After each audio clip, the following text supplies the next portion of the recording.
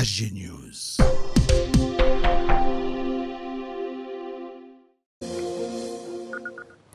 2025, l'année qui débute, marque à la fois les 15 ans du terrible séisme dévastateur en Haïti et le bicentenaire de la dette imposée par la France à son ancienne colonie. L'année de tous les dangers aussi pour Haïti, pays francophone des Caraïbes, en plein chaos où les gangs font régner la terreur. Ils contrôlent la quasi-totalité de la capitale Port-au-Prince. Nous recevons ce soir Leslie Voltaire, président du Conseil de transition de la République d'Haïti. Bonsoir, Monsieur le Président. Soyez le bienvenu sur TV5 Monde. Vous venez tout juste d'être reçu par votre homologue français à l'Élysée, Emmanuel Macron. Comment s'est passé l'échange? Quel message lui avez-vous délivré? Et que vous a-t-il dit? Bonsoir à tous les téléspectateurs de TV5. Et le président a été très cordial. Et nous avons évoqué les problèmes et les difficultés que traverse mon pays sur le point de vue de la sécurité, sur le point de vue de la réforme constitutionnelle, sur la conférence nationale, le référendum sur la Constitution, les élections qui doivent se tenir en novembre prochain. Élection présidentielle? Élection présidentielle, parlementaire et municipale. La date est fixée? La date est fixée pour autour du 15 novembre. D'accord. Mais on doit passer le pouvoir à un gouvernement élu, légitime, le 7 février 2026. Et que vous a dit Emmanuel Macron? Eh bien, il a été très attentif aux problèmes de sécurité. Il a promis de renforcer le blocus pour éviter le trafic de drogue entre la Colombie et Haïti. Un blocus qui se fera avec les forces navales colombiennes sur demande du président Petro. Et il a aussi parlé de renforcer l'aide en sécurité, en éducation, en énergie et en reboisement de l'environnement. Et aussi, sur ma suggestion, d'aider à former un corps civique qui inclurait les enfants soldats, les jeunes qui sont au chômage, pour aller aider au reboisement du pays. Quand vous dites les enfants soldats, ce sont les enfants enrôlés dans les gangs armés, notamment à Port-au-Prince? Ce sont les enfants des rues qui ont été enrôlés et qui sont exploités par les gangs et qui servent de bouclier humain aux gangs. Comment expliquez-vous, Monsieur le Président, qu'en Haïti, ces gangs armés soient aussi puissants au point de contrôler désormais, on le dit depuis maintenant des mois, une grande partie de Port-au-Prince? D'abord, ils avaient été soudoyés par des politiciens et des hommes d'affaires très puissants, mais maintenant, ils se sont indépendisés et libérés et ils contrôlent un trafic de cocaïne et d'autres drogues illicites. Ils contrôlent un trafic de munitions et d'armes. C'est un trafic très lucratif. Et ils font aussi un trafic d'organes. Trafic d'organes? Oui. C'est-à-dire? C'est-à-dire qu'ils tuent des gens et enlèvent leurs organes et les exportent vers l'étranger. Comment Haïti a-t-il pu en arriver là? Eh bien, c'est depuis le tremblement de terre. On a eu un effondrement de l'État. Ensuite, on a eu une présidence qui a légalisé les bandits. Et d'ailleurs, qui avait un slogan de bandit légal et qui s'est associé aux bandes armées et qui ont contrôlé le pays. La présidence, dites-vous, a légalisé ces gangs armés? Oui, c'est bien ça. Sous quelle présidence? Michel Martelly, l'artiste. Ouais. Pourquoi? Pour contrôler le pouvoir, pour avoir un pouvoir de milice qui contrôle le pays. Ça, Michel Martelly, ancien artiste, vous l'avez dit, il a toujours nié? Bon, il a toujours nié, mais les Américains et les Nations Unies l'ont mis comme un associé aux gangs et ont sanctionné. Le 7 juillet 2021, Leslie Voltaire, le président haïtien Jovenel Moïse, était assassiné chez lui par un commando. Cette tragédie a-t-elle aussi précipité la crise généralisée politique, sécuritaire, économique? Oui, tué par un commando d'anciens militaires, de vétérans colombiens. Ça s'est avéré désormais? L'enquête l'a prouvé? Ils sont en prison, il y a une vingtaine qui sont en prison et qui étaient associés aussi à des policiers haïtiens qui sont aussi en prison. Juste avant que la question m'échappe, parce que nous-mêmes dans nos journaux, nous parlons beaucoup de Port-au-Prince. On sait peu de choses sur les campagnes en Haïti. La situation y est moins violente? La situation est calme dans 8 régions géographiques qu'on appelle les départements géographiques. On en a 10 départements.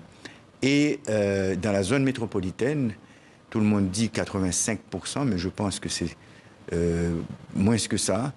Et aussi dans l'Artibonite, qui est la vallée où on produit du riz, les policiers, les militaires et les soldats kenyans qui font partie de la force multinationale ont pourchassé les bandits et ils ont réduit l'influence des gangs dans cette région.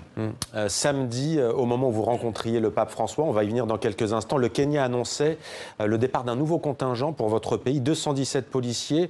On peut dire qu'aujourd'hui, le contingent est porté à 1000 hommes. Le contingent est porté à 800 hommes. 800 hommes. 600 Kenyans, à peu près 30 Jamaïcains, 150 Guatémaltèques et à peu près 8 ou 10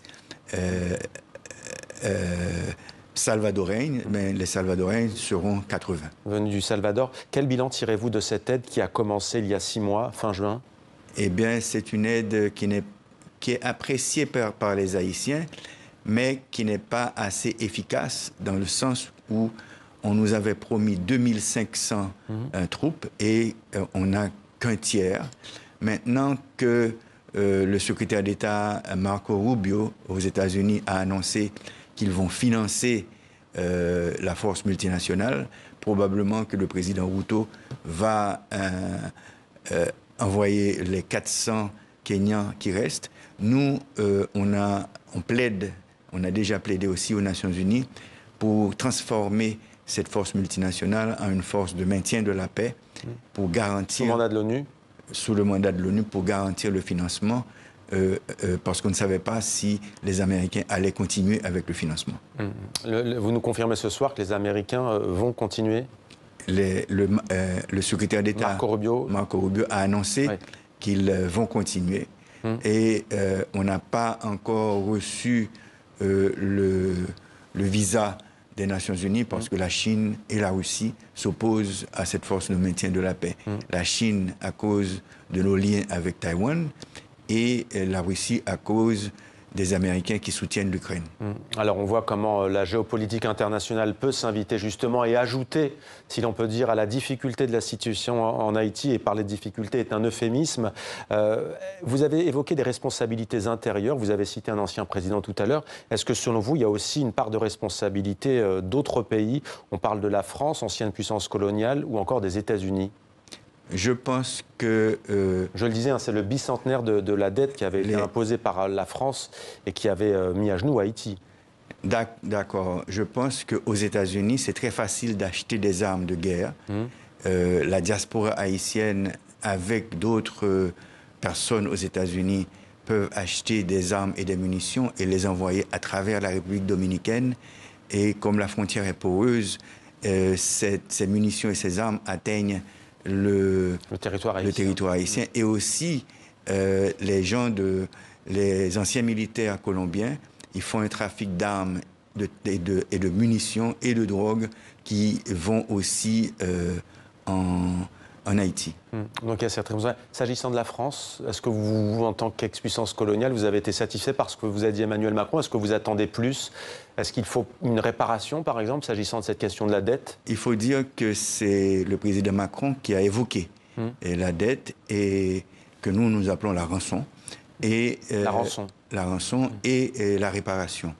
Nous disons que pour la réparation, il faudrait que dans les livres d'histoire, les Français, les élèves, les étudiants, la population sachent que la France a eu à établir un système esclavagiste en Haïti au XVIIe et au XVIIIe siècle et que ce système esclavagiste a des séquelles sur Haïti. Il faudrait que les élèves et les étudiants français sachent que la monarchie française a inventé un code noir qui classait les Haïtiens en plusieurs catégories, blancs, carterons, mulâtres, et Sakatra, Grimaud, etc., qui sont toujours en vigueur en Haïti.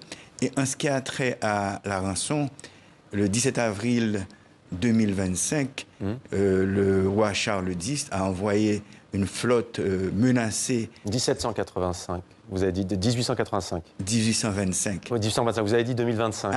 Il y a 200 ans, on va dire. Il y a 200 ans. Bientôt, il y a 200 ans jour pour jour. Et le 17 avril, le président Macron a dit qu'il va annoncer quelque chose. Ouais. Une reconnaissance. Probablement. Au printemps prochain, on suivra cela. L'administration Trump, Monsieur le Président, a décidé de geler les programmes d'aide, d'expulser les migrants haïtiens et de bloquer l'accueil des réfugiés haïtiens. Vous parlez de mesures potentiellement catastrophiques. Concrètement, pourquoi? Quelles conséquences? Oui, on a à peu près 200 000 Haïtiens qui ont bénéficié d'un programme du président Biden pour aller s'installer pendant 2 ans et travailler et envoyer des transferts d'argent en Haïti. Si ces 200 000 personnes reviennent en Haïti, on aura moins de transferts. Mais il faut dire aussi que le gouvernement dominicain expulse 10 000 personnes par semaine vers Haïti et aussi que la violence armée a déplacé près de 700 000 personnes de leur foyer et de leur quartier. Donc ça nous fait un problème où si le gouvernement du président Trump annule l'aide alimentaire, l'assistance humanitaire et l'aide au développement, ça va faire mal. Ouais. Et un dernier mot, vous avez rencontré le pape François samedi, il y a quelques jours. Il cite souvent Haïti dans ses discours, notamment Urbi et Orbi par exemple. Que vous a-t-il dit? Bon, d'abord, dans son encyclique Laudato Si, il prêche pour la maison commune, qui est la régénération de la planète. Il prêche aussi dans Urbi et Orbi d'une relation fraternelle et de solidarité avec les peuples. Et la paix en Haïti. Et moi, il prie toujours pour Haïti. Merci. Il n'y aura jamais une occasion. Mais moi, je lui ai demandé d'initier une conférence internationale de solidarité avec Haïti, ce qu'il a écrit de sa main sur une feuille de papier. Eh bien, voilà une information à retenir, une conférence internationale pour Haïti sous l'égide du Vatican. Merci beaucoup, Monsieur le Président Leslie Voltaire, d'avoir répondu à nos questions ce soir en direct